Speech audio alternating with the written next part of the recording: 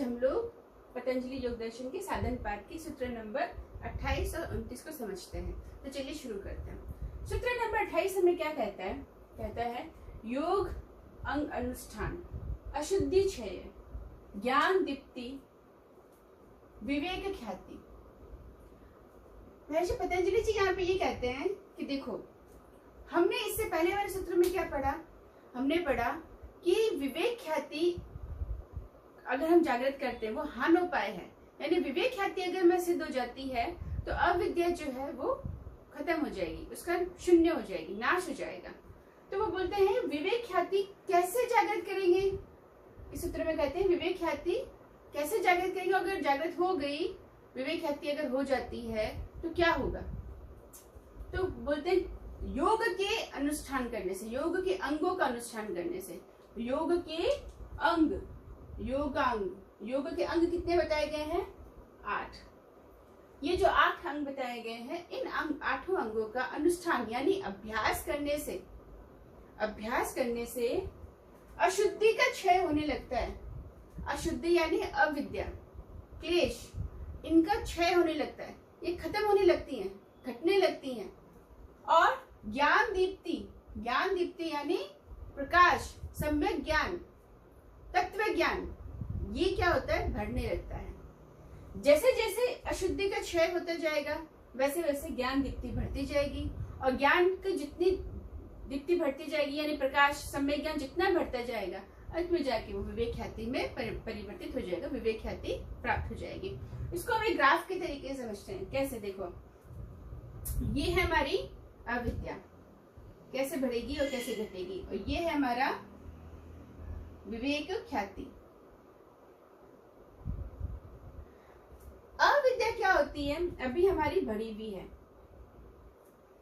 अविद्या भी हमारी बढ़ी हुई क्योंकि हम क्लेशों में हैं, और अभी हम अंगों का अनुष्ठान करना शुरू कर रहे हैं।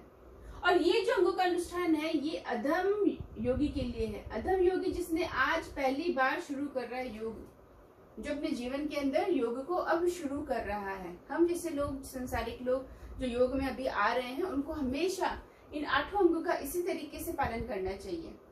तो महर्षि पतंजलि जी कहते हैं कि अविद्या तो अभी हमारी बढ़ी हुई है ना, अविद्या तो हमारी अभी इस समय। तो विवेक ख्याति क्या है?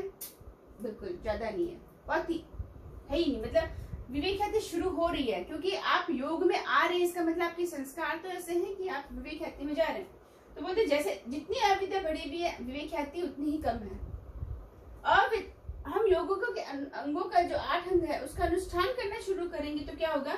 ये अविद्या जो है ये घटने लगेगी। जब ये अविद्या यहाँ से घटने लगेगी तो विवेक ख्याति हमारी यहाँ से बढ़ने लगेगी।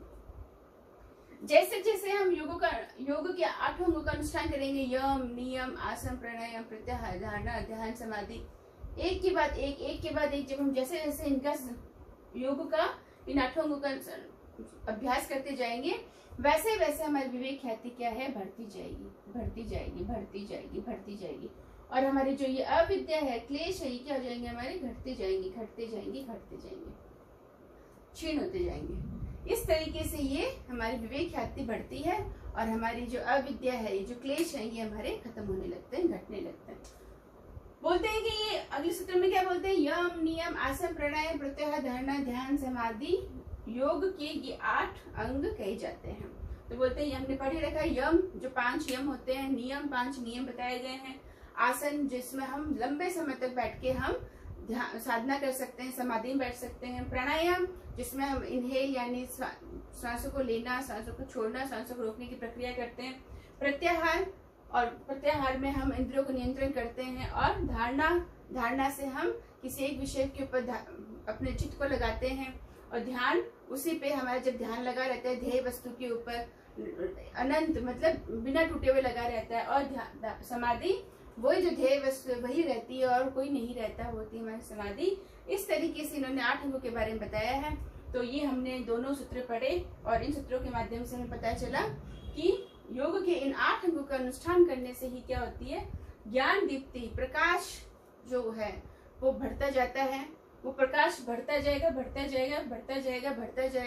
और जब अंत में हमारी अविद्या पूर्ण रूप से खत्म हो जाएगी, यानी क्षीण हो जाएगी, शुद्धि पूर्ण रूप से खत्म हो जाएगी, दग्ध बीज हो जाएंगे, खत्म हो जाएगी, तब वो जाके हमारे वो विवेक ख्याति वो पूर्ण हमारी सिद्ध होगी। तो ये यहाँ पर हमें बताया गया है। उसका आपको कोई प्रश्न हो तो कमेंट बॉक्स में जाके प्रश्न पूछ सकते हैं, और अगर आपको ये वीडियो पसंद आया तो आप लाइक और शेयर भी कर सकते हैं। धन्यवाद।